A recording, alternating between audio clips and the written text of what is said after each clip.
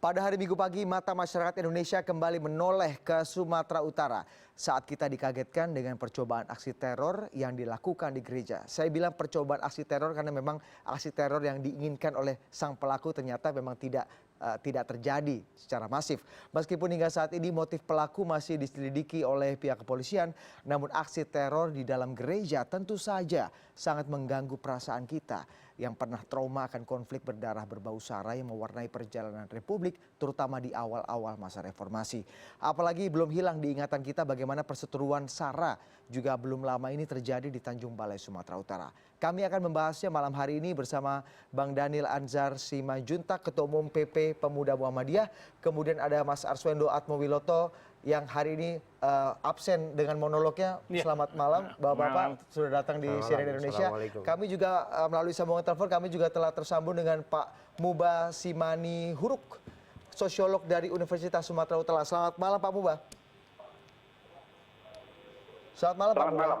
Baik. Selamat malam Mas. Ya, saya akan ke Bang Daniel dulu ini sebagai anak Medan. Bang Daniel, kalau kita melihat apa yang terjadi ini meskipun skalanya sangat kecil ya, tidak menimbulkan dampak yang besar, tapi kan tetap saja ini membuat kita menoleh semua ke Medan. Kalau Anda melihat dengan pola yang memakai alat bom, kemudian terornya di gereja, apakah Anda mengindikasikan bahwa ini jaringan teror yang terstruktur dengan skala yang besar gitu, dengan jaringan. Kemudian apakah ini aksi kriminal biasa atau ada kecurigaan lain? Ada orang yang ingin memicu konflik lagi-lagi, pertentangan yang berbau sara nih? Iya, sebelum saya jawab pertanyaan 3 itu tadi yang Anda sampaikan, saya hitung ada 3. Jadi pertama saya tentu mengutuk keras ya, saya atas nama Ketua Umum Pimpinan Pusat Pemuda Muhammadiyah mengutuk keras upaya pemboman terhadap gereja, siapapun pelakunya, apakah yang bersangkutan dan siapa yang di belakang dia. Itu pertama. Kemudian kedua, kalau melihat apa yang sedang diupayakan oleh sang pelaku, saya melihat ada pola ingin mendorong konflik horizontal ya, itu yang terlihat lebar kita lihat. Konflik horizontal. Ya. Kenapa kemudian dipilih gereja? Betul, kenapa dia pilih ada nuansa bom meskipun bomnya juga ecek-ecek gitu ya Bang ya? Setelah Tanjung Balai kemudian ke sini. Kemudian kedua, saya melihat justru setelah kami kaji, kami juga perhatikan misalnya beberapa bukti dan beberapa pola, kelihatannya bersangkutan tidak dikenal di jejaring, nama-namanya itu kelihatannya tidak ada. Artinya nggak tahu nanti kemudian polisi ada data baru ya, tapi yang jelas kelihatannya yang bersangkutan tidak terkait jejaring. Itu dugaan sementara kawan-kawan yang banyak memantau berkaitan dengan isu terorisme di Indonesia. Tapi kemudian menurut Anda, jika Anda kemudian tesisnya mengarah lebih banyak faktornya adalah pemicu konflik horizontal. Kenapa memilih Medan, kenapa memilih gereja lagi gitu? Apa yang kemudian disasar dan apa yang ingin dituju sebenarnya? Yang ketiga tentu jawab pertanyaan Anda itu keganjilan cara laku yang bersangkutan melakukan teror itu kelihatan sekali ganjil ya. Misalnya yang bersangkutan menyerang langsung begitu ya ke pendeta, kemudian di satu sisi bomnya juga tiba-tiba meledak di percikan api segala macam, kemudian bukti tanda pengenal, kemudian segala macam itu muncul. Nah, paling sederhana kami melihat ada yang sengaja menggunakan orang ini untuk itu tadi mendorong konflik horizontal. Nah, siapa yang terlibat di belakang itu yang kemudian harus kita usut dengan detail ya.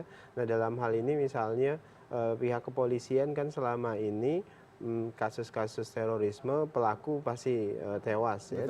Nah, ini momentum baik saya pikir untuk mengungkap beberapa pola terorisme yang dilakukan oleh kelompok teror. Apakah ini masuk kelompok teror, apakah ini pelaku individual. Memicu konflik horizontal itu juga bagian dari teror sebenarnya. Iya betul. Nah, ini kan salah satu trigger, usaha men-trigger konflik horizontal. Oleh sebab itu publik, masyarakat khususnya di Sumatera Utara saya pikir tidak boleh terpancing dengan upaya-upaya seperti ini. Justru yang diinginkan oleh siapapun dalangnya di belakang itu adalah munculnya konflik horizontal di Sumatera Utara, bahkan bisa meluas di seluruh Indonesia. Nah, ini berbahaya dan polanya kan sudah kelihatan dari mulai Tanjung Balai dan seterusnya. Dan kalau kita lihat pola serangannya kan, kalau serangan ISIS misalnya, serangan-serangan yang lain tuh arahnya kan kepada kekuatan-kekuatan global. Kemudian belakangan ini tadi saya juga diskusi dengan Pak Arswendo,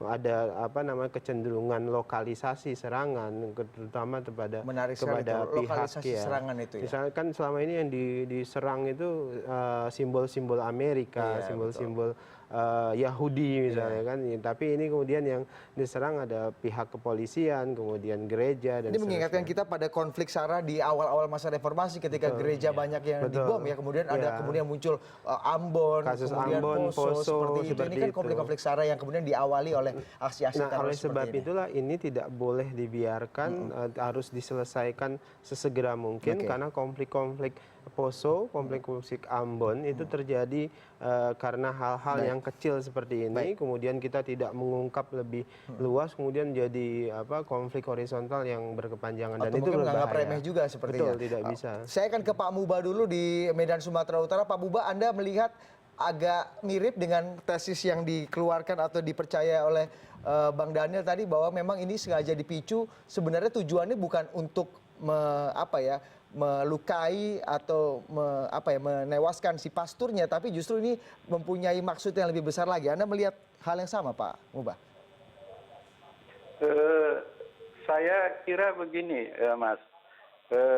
Tidak ada penjelasan yang tunggal untuk menjelaskan motif si pelaku, kenapa dia melakukan itu gitu. Jadi saya kira saya tidak mau menduga-duga motif dibalik perilaku katakanlah membunuh sang pastor gitu. Tapi yang ingin saya katakan kepada pemerintah adalah bahwa memang kalangan muda kita sekarang itu dari riset-riset yang ada, misalnya saya sedang melakukan riset juga sebenarnya sekarang yang dibiayai oleh USU, mau melihat bagaimana sebenarnya katakanlah intoleransi dan radikalisme di kalangan siswa SMA dan universitas yang ada di Medan.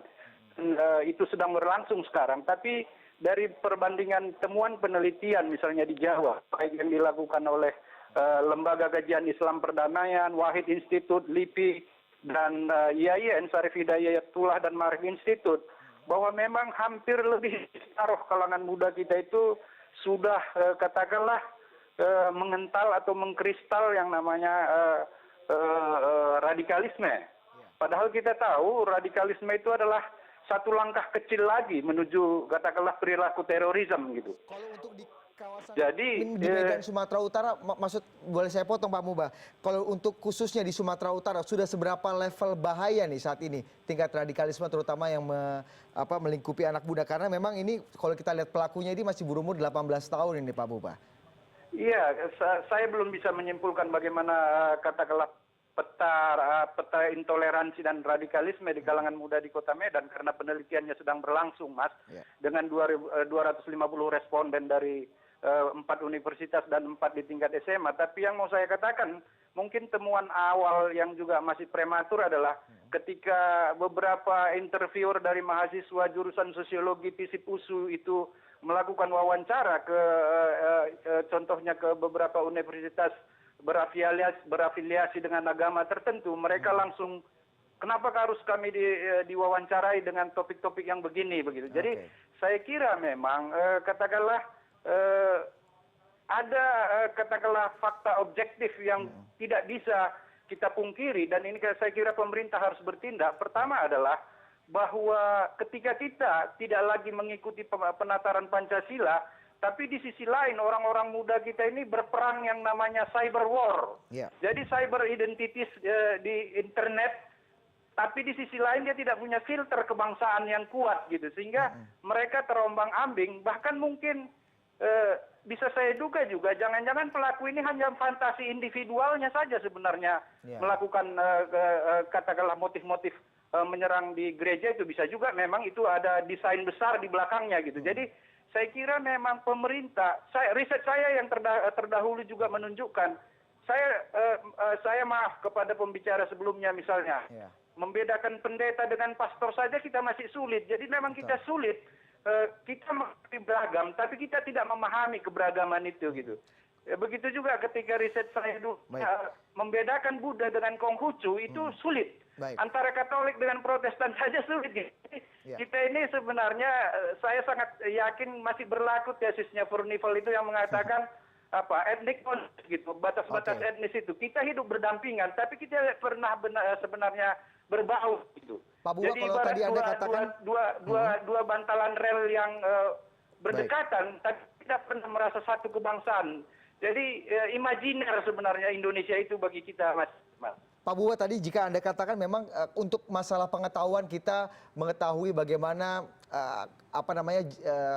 agama-agama lain yang ada di sekitar kita itu memang tidak begitu dalam, bahkan agak sulit membedakan mana pastor, mana pendeta. Jika memang pengetahuannya tidak begitu dalam, tapi bagaimana apakah Anda melihat di masyarakat Sumatera Utara sendiri, khususnya di Medan misalnya, bibit-bibit kebencian antar agama itu memang sebenarnya sudah gampang sekali disulut gitu, Pak Muba. Makanya kemudian ada pemicu-pemicu seperti ini. Iya, saya bilang rumor cyber identities di media sosial, ujaran-ujaran kebencian itu saya sendiri pernah mengalami bagaimana saya katakanlah diserang adik kelas saya sendiri karena berbicara soal itu. Jadi saya kira itu tadi, Mas. Kita belum membangun jiwa kebangsaan kita begitu kuat, tapi kita sudah diterpa yang namanya media sosial yang kita tidak punya katakanlah buffer zona pengaman-pengaman kita untuk memfilter apa yang sedang terjadi di situ gitu. Jadi ini yang saya kira mungkin pemerintah harus satu hal memang harus batasi ruang internet yang katakanlah memprovokasi namanya ujaran kebencian. Baru kasus Kota Medan, Mas. Itu saya kira tidak ada bajar kebudayaan, bajar agama sebagai ruang publik di mana setiap agama itu bisa bertemu. Memang ada ruang publik, tapi adalah mal-mal di mana dipamerkan kemewahan dan kesenjangan sosial. Saya sebenarnya ingin seperti kota Jakarta itu ada taman-taman publik di mana orang berbeda agama dan berbeda etnis dan berbeda lapisan sosial ekonomi bisa bersatu. Mereka katakanlah dipersatukan oleh hobi yang sama, bukan dipisahkan oleh identitas mereka yang berbeda oleh agama etnis. Gitu, jadi Pak Buba, jadi dari segi bahan bakunya saja sudah memang berbahaya ya, sangat berpotensial untuk menyulut konflik karena memang tidak ada insentif-insentif atau prakondisi dari pemerintah untuk menciptakan sebenarnya bagaimana kualitas masyarakat yang bineka itu sendiri di Medan sendiri ya, di Sumatera Utara khususnya. Saya selalu katakan kepada mahasiswa saya bahwa ini ibarat api di bawah sekam gitu. Dan yang kedua, pemerintah dalam mengatasi katakanlah kasus-kasus begini selalu menyapu di atas karpet gitu. Kotorannya disimpan di bawah, tidak pernah menyelesaikan secara tuntas pelakunya, siapa di pelaku itu dan siapa pendana-pendana yang mengorganisir ini gitu. Kegamangan aparat kepolisian di juga HAM juga katakanlah karena ada kelompok-kelompok mayoritas yang bisa juga kurang mendapat dukungan bagi pemerintah kalau dia bertindak lebih tegas. Gitu. Baik, saya akan ke Mas Arswendo. Kalau tadi kita melihat ini perspektif yang cukup lengkap dari sosiolog yang langsung dari Universitas Sumatera Utara, pasti dia melihat bagaimana kondisi real sehari-hari masyarakat di sana. Memang bahan bakunya antara pemerintah yang tidak peduli dan bahan bakunya masyarakatnya yang mungkin saja berpotensi untuk dipecah belah lah. Itu sangat-sangat mungkin. Apakah dengan adanya pemicu-pemicu kecil seperti ini memang sangat gampang untuk menyulut apa yang kemudian kita pikirkan akan jadi konflik horizontal. Tapi kayaknya asiknya dijawabnya habis jeda berikutnya. Kami akan segera kembali.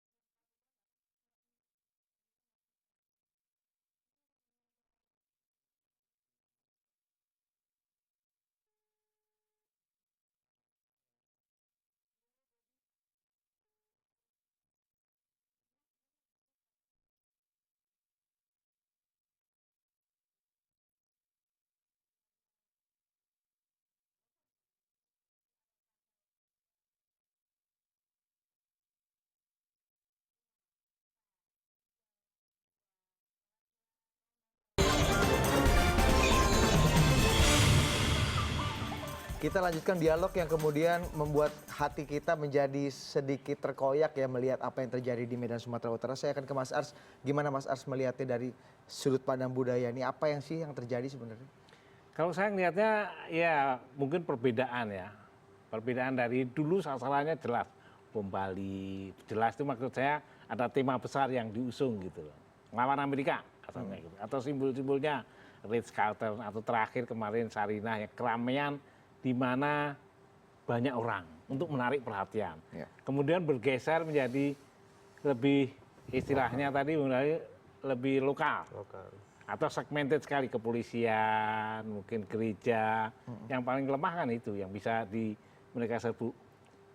Ini bisa dari desain besar yang terjadi, bisa juga dari yang kecil-kecil ini mendapat inspirasi serangan-serangan itu. Bisa aja tidak terjaringan atau bisa sendiri-sendiri atau gitu. jaringannya juga lokal tadi. Ya oke lah, saya nggak suka gereja itu, saya nggak suka pastor itu, saya nggak suka Cina itu, saya nggak suka kafe itu, misalnya saja yang didoktrinkan lebih kepada itu. Nah, ketika ini terjadi, pertanyaan kamu tadi, kenapa terjadi di Sumatera?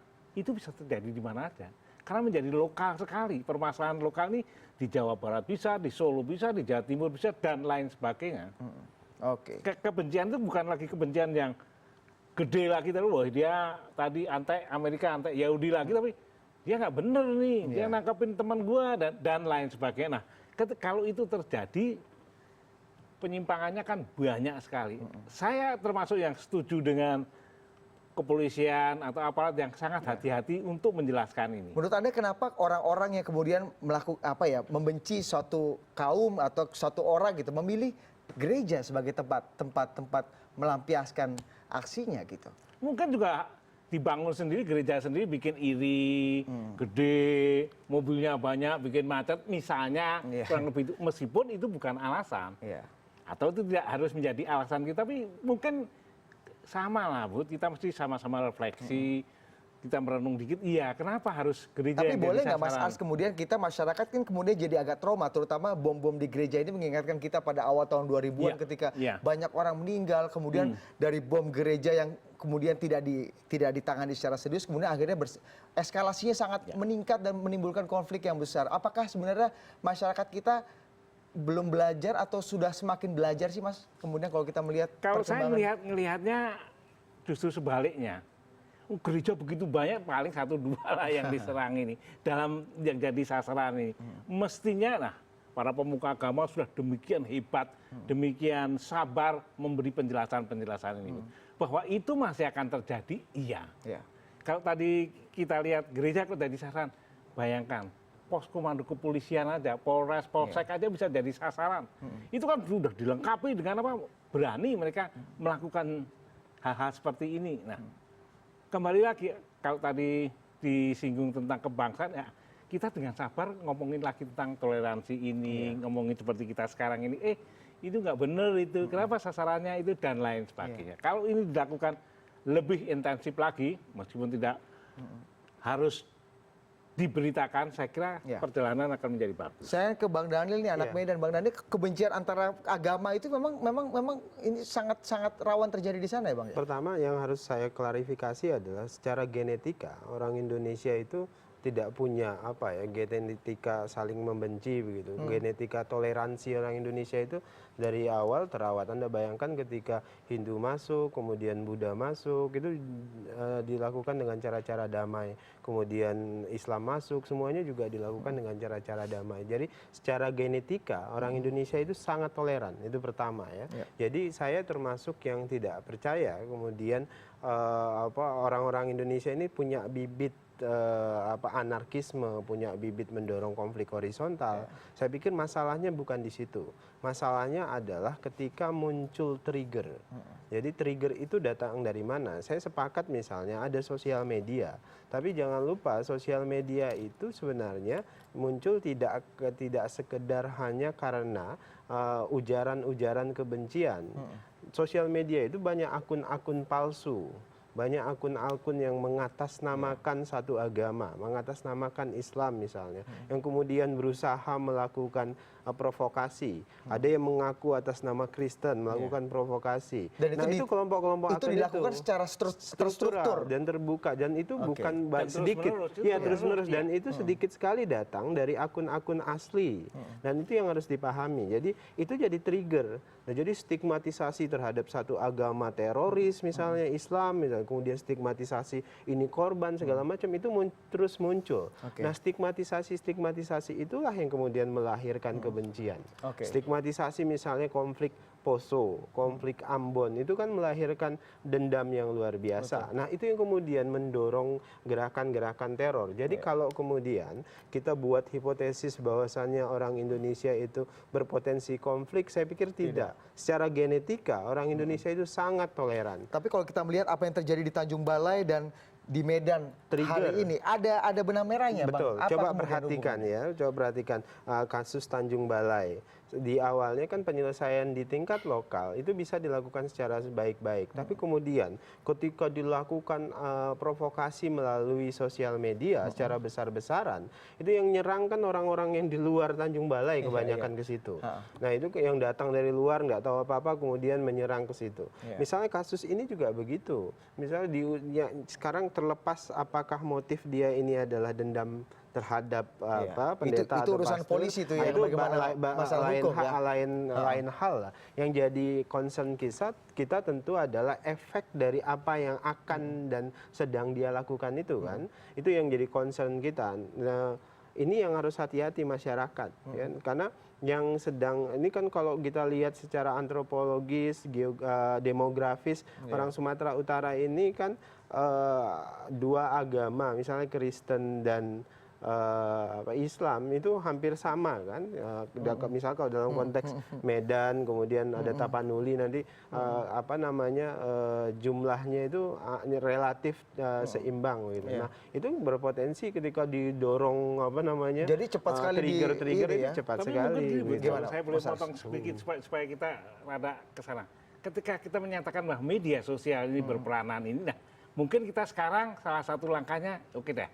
Bagaimana supaya ujaran kebencian ini tidak muncul di media atau apa kontrolnya? Karena Saya yakin peristiwa ini pun ada pro dan kontranya, ada yang mengamini, ada yang juga mengutuk juga. Nah, ini hal-hal seperti kalau ini ada yang di media. mengamini, saya yakin yang mengamini ya nalarnya Saya hilang sudah- ya. iya, saya nalarnya. sudah lihat di Tapi sosial dalam media konteks ada ini ya, faktanya, pasti nalarnya ada. hilang. Bung Daniel pasti ada yang begini. Ya, nah yang harus kita sampaikan kepada publik adalah ini tidak betul ya. Artinya ini tidak dibenarkan, ini salah begitu. Ini kejahatan, ini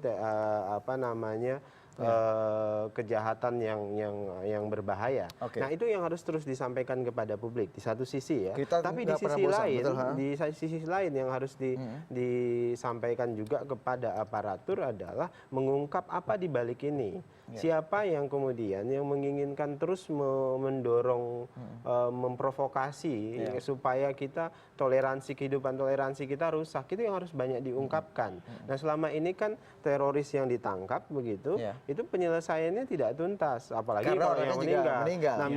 Nah ini kan momentum baik ini masih hidup, kemudian kita bisa gali sebanyak mungkin, bila perlu pengungkapannya dilakukan secara transparan melalui perlibatan kelompok-kelompok masyarakat yang bisa punya kekuatan di tengah masyarakat. Itu akan cukup memberikan efek untuk memberikan pemahaman kepada publik. Jadi kelompok-kelompok masyarakat justru harus membantu ketika pemerintahnya dianggap absen, kelompok-kelompok masyarakat civil society ini yang harus bergerak. Karena kita takut. Kalau kata Pak Buba tadi absen pemerintahnya. Dalam pengamatan kita, misalnya kasus terorisme selama beberapa tahun ini, ada kecurigaan by design. Kita nggak tahu desain siapa di belakang itu, termasuk kasus ini. Tapi sama juga kalau tambahan sedikit aja, supaya kita dapat segi positifnya juga ketika kayak Tanjung Balai dipakai sebagai contoh tadi ya. Begitu peristiwa itu, setelah itu semuanya ikut rame-rame memperbaiki, rame-rame. Nah ini sebetulnya yang juga harus bagian yang perlu kita dan itu genetikanya sebenarnya. Genetikanya justru merawat dan toleransi, bukan bakar-bakaran. Saya akan ke Pak Buba dulu. Pak Buba, menurut Anda apa sih dampak yang kemudian bisa kita lihat dari insiden ini? Apakah dampaknya menurut Anda akan seberbahaya atau seperti yang kita khawatirkan akan ada eskalasi yang meningkat ini antara ya konflik horizontal yang kemudian diinginkan mungkin saja oleh si pelaku teror ini, menurut Anda apa justru malah masyarakat Medan Sumatera Utara itu fine-fine saja nih seperti hal ini? Secara pribadi saya sangat menginginkan, Mas, ini tidak ada katakanlah eskalasinya maupun intensitas lanjutannya gitu. Iya. Cukuplah ini karena damai itu sangat penting dan sangat berharga. Karena apa? Begitu kadang konflik dimulai, ketika remote-nya itu ada di tangan desainer, katakanlah orang otak di balik ini, remote-nya bisa kadang kehilangan kontrol sehingga konflik horizontal itu berlangsung terus. Jadi masyarakat, terutama masyarakat di bawah, katakanlah di level horizontal, saya kira marilah kita bergandengan tangan membangun perdamaian. Ini akan menjadi pelajaran-pelajaran yang sangat berharga untuk membangun perdamaian ke depan gitu. Jadi Pak Buba, di kalau sisi kita lain, melihat, Pak Buba, maaf Ya. saya potong. Di sisi lain memang Kota Medan itu kan ada katakanlah modal sosial yang begitu kuat juga. Walaupun ini kita sebagai saya sebagai sosiolog meragukannya. Walaupun di Ambon dulu ada Pela Gandong dan di Medan ada katakanlah Dalihan Natolu. Karena begini, Mas. Ya. Orang Karo misalnya di Medan, bisa aja dia saudaranya dalam satu keluarga saudaranya ada yang Islam dan Kristen. Sehingga ketika dia ada kelompok yang mau membangun konflik, ini tidak akan kecil kemungkinan peluangnya terjadi. Karena apa? Kalau saya berkonflik, saya juga berarti akan berkonflik dengan saudara sekandung saya, saudara sesuku saya.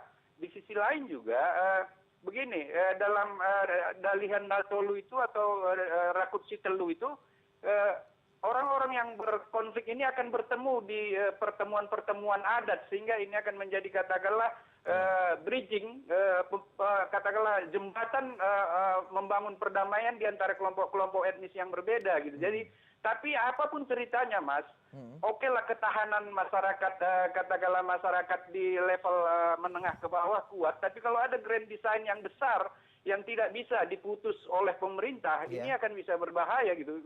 Modal sosial ini bisa juga perlahan tergerus sehingga katakanlah mengurangi saling percaya di antara orang-orang kelompok yang berbeda agama ini. Tapi sekali lagi ingin saya katakan, saya sangat menghimbau forum-forum kerukunan antar umat beragama, forum kebangsaan dan forum yang lain-lainnya itu marilah bergandengan tangan membangun perdamaian dan kita jaga katakanlah harmoni di Kota Medan begitu. Pak Buba, apa yang terjadi di Tanjung Balai beberapa waktu yang lalu, Anda melihat ada benang merah garis persamaannya nggak, Pak Buba? Mungkin apa yang sudah dicoba di Tanjung Balai beberapa waktu yang lalu, konflik yang kemudian sampai akhirnya bakar-membakar gitu, ini kemudian ada yang memicu juga untuk bisa melanjutkannya di Medan, ada kayak semacam test case seperti itu. Menurut Anda apa yang kemudian terjadi di Tanjung Balai waktu itu, Pak? Sehingga eskalasinya bisa sangat tinggi dan sampai bakar-bakaran rumah ibadah gitu, Pak? Itu saya kira itu yang saya bilang, Mas. Misalnya sampai sekarang kita tidak tahu perkembangan penanganan kasus itu.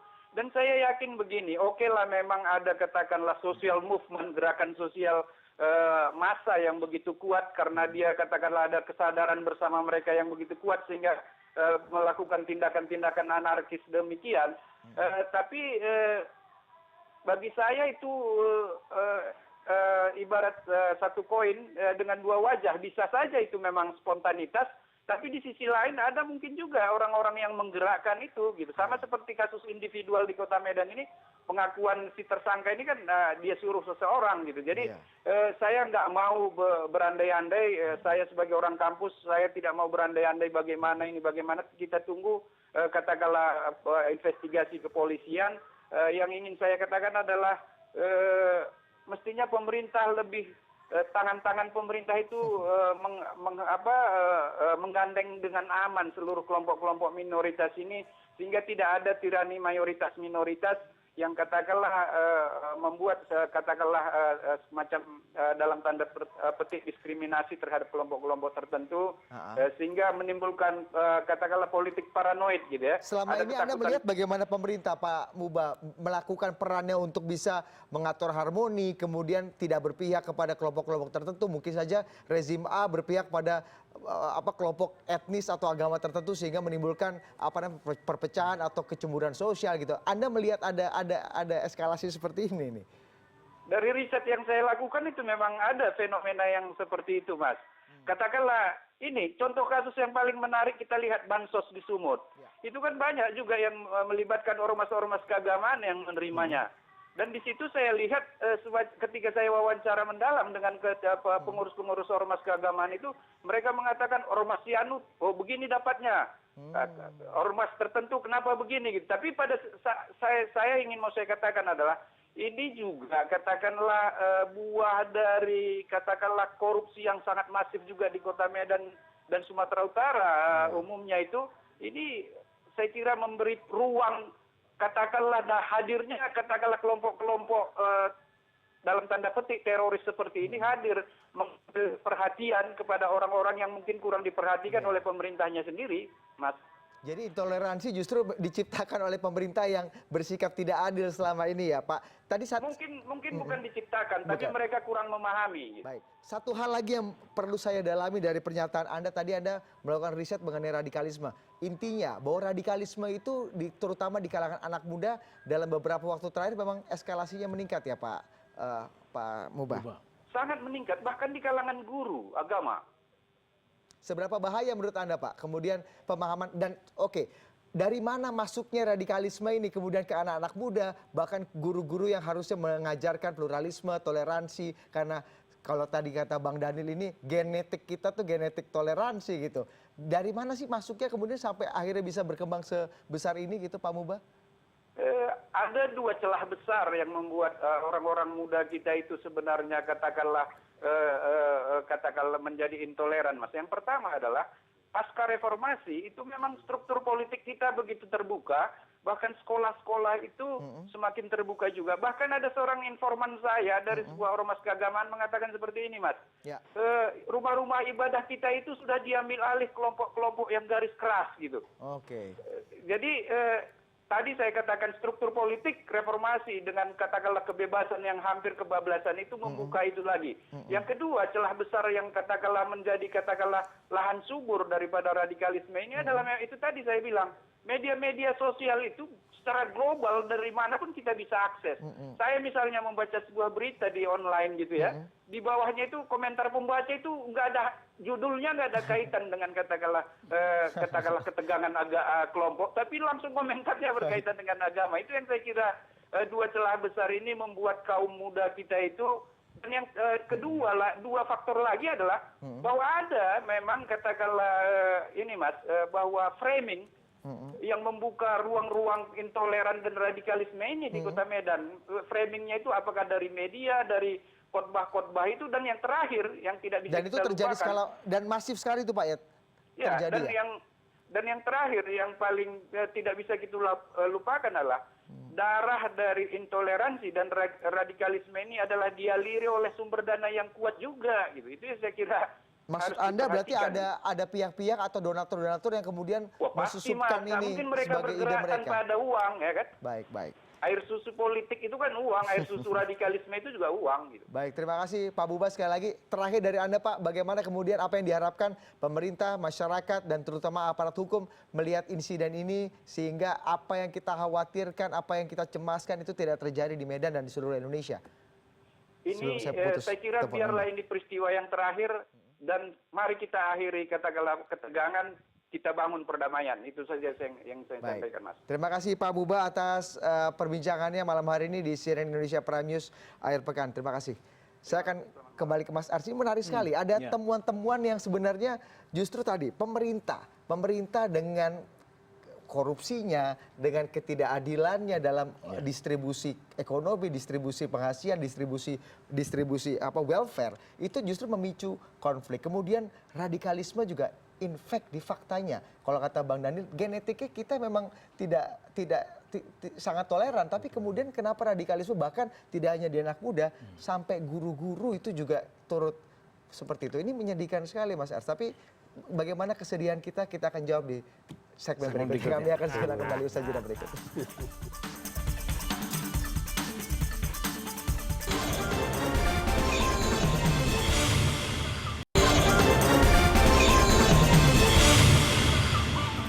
Kita berangkat dari temuan risetnya Pak Mubah tadi bahwa memang kecenderungan intoleransi itu memang ada dan dipupuk bukan oleh siapa-siapa, tapi dipupuk oleh pemerintah karena ketidakadilan yang diciptakan di sana, iklim korupsi, bahkan radikalisme itu sudah merasuk sampai tempat-tempat di mana proses belajar mengajar itu terjadi.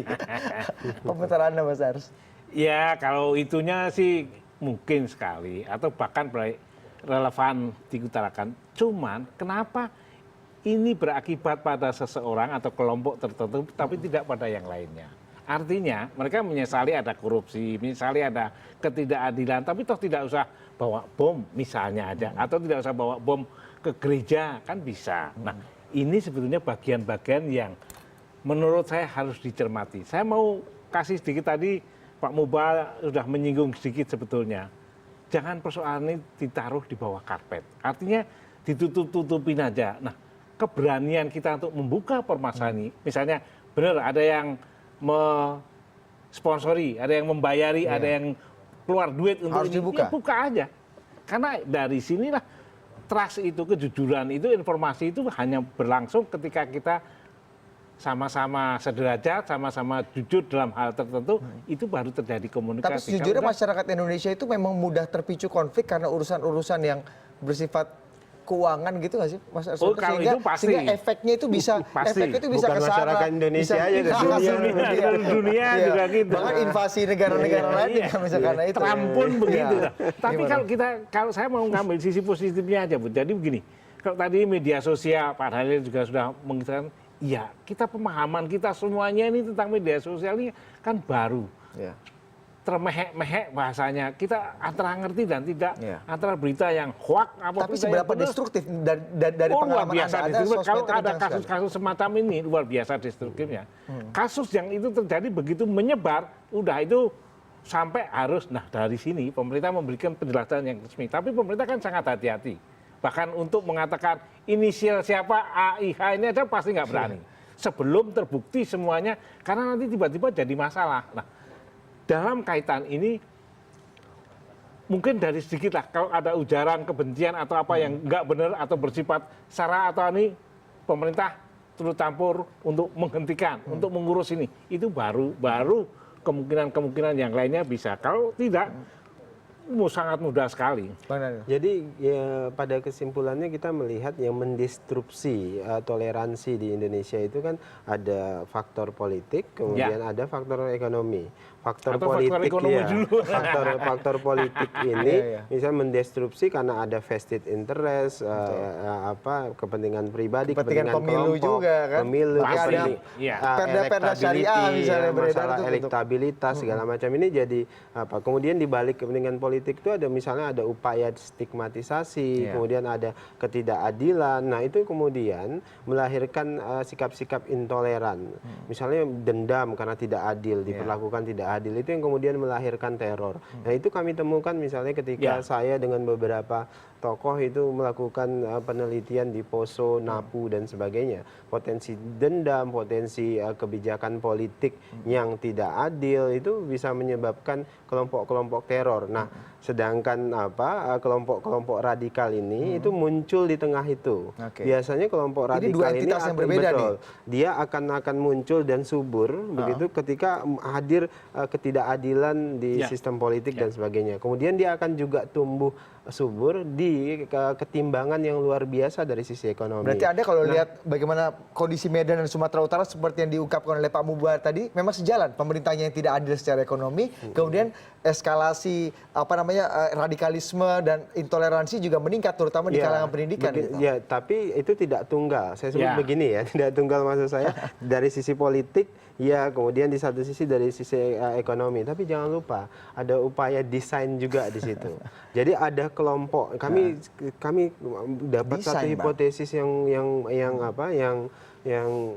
berani kami keluarkan, misalnya ada desain besar di belakang itu untuk memunculkan konflik sosial misalnya, kepentingan Poso kedua, Ambon kedua dan seterusnya. Itu banyak ini proyek coba-cobanya mereka sebenarnya. Ada orang yang misalnya membangun menjadikan terorisme misalnya sebagai isu rente, kepentingan ekonomi di balik terorisme. Anda jangan lupa, ternyata misalnya penelitian kami di Poso, ternyata daerah-daerah konflik itu justru rawan sekali dengan peredaran dan distribusi narkoba. Justru daerah konflik itu adalah daerah yang paling aman untuk mendistribusikan narkoba di satu sisi. Nah, daerah-daerah kemudian konflik, dirawat konflik iya, ini. makanya daerah konflik itu dirawat oleh kelompok tertentu karena ada proyek keamanan di situ, ada proyek ini. Nah, ini mau buat lahan-lahan baru nih. Nah, kita nggak tahu siapa pemainnya itu. Oleh sebab itu butuh kekuatan besar juga yang menyelidiki dan menyelesaikan masalah ini. Bagaimana caranya? Kami berulang kali menyampaikan misalnya dalam konteks narkoba, Pak Jokowi harus berani misalnya buat tim besar yang bisa bekerja secara sektoral, tokoh-tokoh yang punya kredibilitas besar baik itu misalnya dalam kasus narkoba ya terlibat melakukan penyelidikan. Nah, dalam kasus ini misalnya mengungkap kasus bom di upaya pemboman di Santo Joseph ini juga harus melibatkan publik. Dan maksud saya dari publik ini adalah misalnya tokoh-tokoh yang kredibel, yang selama ini dianggap punya kapasitas baik untuk terlibat langsung dalam penyelidikan. Maksudnya minimal mereka mengawal proses itu. Selama ini kan polisi melakukan penyelidikan ini internal dan tidak tuntas. Jadi akhirnya sehingga publik muncul trust publik juga rendah, sekali. kemudian muncul konspirasi teori dan macam-macam. Nah, itu yang berbahaya menurut saya. Maka polisi harus berani membuka. Ada tesis yang mengatakan harusnya konflik-konflik yang maksudnya potensi-potensi konflik seperti ini tidak perlu dibesar-besarkan oleh media, tidak perlu dibahas lebih lama lagi karena bisa memicu konflik horizontal yang sama sekali kita tidak inginkan karena kita punya pengalaman yang sangat buruk dengan itu. Menurut Anda seberapa penting kemudian sih masyarakat, kemudian tadi Bang Daniel melibatkan investigasi khusus sehingga harus, justru menurut saya harus dilihatin selama gini, ya. Selama itu masih data dan fakta, gereja Santo Yosef dibom, itu kan data, fakta itu. Ada yang melakukan ketangkep, itu data dan fakta. Nah, analisisnya bisa belakangan lah, bisa ini. Tapi data dan fakta nggak bisa. Harus tetap diuraikan bahwa seperti kamu bilang tadi, sudah ada 3 gereja yang selama 5 tahun terakhir. Ya, 5 tahun terakhir. Itu kan data dan fakta. Nah, dari sinilah baru kemudian analisis atau perkiraan tadi menarik. Karena percobaan atau ini analisis pandangan ini menjadi menarik karena ternyata menurut penelitian ada kaitannya dengan narkoba misalnya ada pemasaran bahwa di situ aman karena lagi begitu atau ini proyek yang karena proyek pengamanan jadi banyak dana yang menjadi legal ke sana misalnya itu ini semuanya akan mendukung ke arah sana. Kalau ini bisa bersamaan ada trust juga pemerintah berani. Pemerintah itu bisa siapa aja atau pemuka-pemuka agama juga kan berani mengemukakan ada masalah selain masalahnya pemuka agama ini dianggap oleh Pak Muba dari risetnya ini pemuka agama, para guru-guru yang harusnya menularkan virus toleransi itu justru dianggap menjadi yang penyebaran itu bukan tidak semuanya begitu. Jadi Pak Muba nggak bisa pasti dia sedang mengeneralisasi. Begitulah, saya pikir kalau kelompok besar seperti Muhammadiyah, MUN, yang saya pikir itu enggak. Saya pikir punya komitmen untuk merawat toleransi ya di satu sisi. Merawat keindonesiaannya luar biasa. Keindonesiaan, toleransi itu luar biasa dan itu komitmen. Kami sudah lahir sebelum Republik ini lahir. Gimana kemudian Bang deradikalisasi ini? Kalau tadi kan mengerikan saya melihat datanya radikalisasi itu meningkat.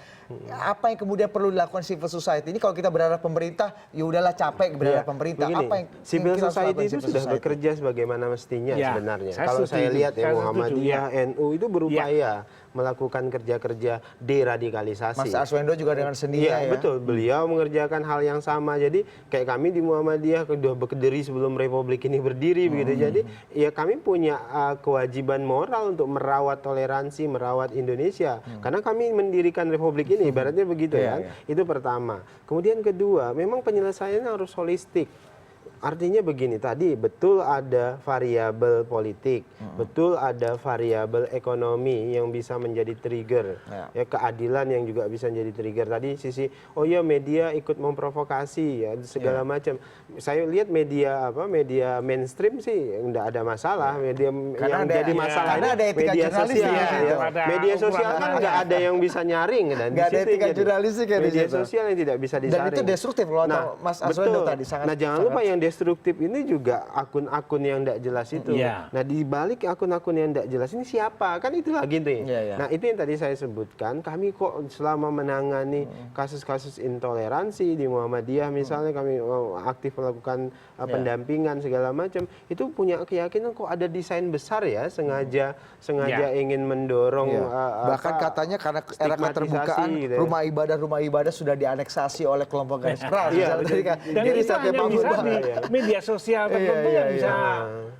menyebarkan itu secara leluasa. Nggak perlu ada data, nggak perlu ada fakta. Dia Oke, asal yang ngomong terakhir aja. Mas Ars ditutup diskusi kita malam hari ini. Setelah apa yang terjadi, aksi teror yang tidak berhasil, alhamdulillah tidak berhasil terjadi di Medan, Sumatera Utara. Apa yang kemudian perlu sama-sama kita renungi ini Mas Ars? Pemerintah, masyarakat, para pemuka agama, para pendidik yang harus bersatu padu ini, kita harus aware lagi. Ini kan semacam alarmnya nyala lagi nih. Alarm konflik yang selama ini alhamdulillah kita perkirakan sudahlah, stop, kita kubur dalam-dalam ini.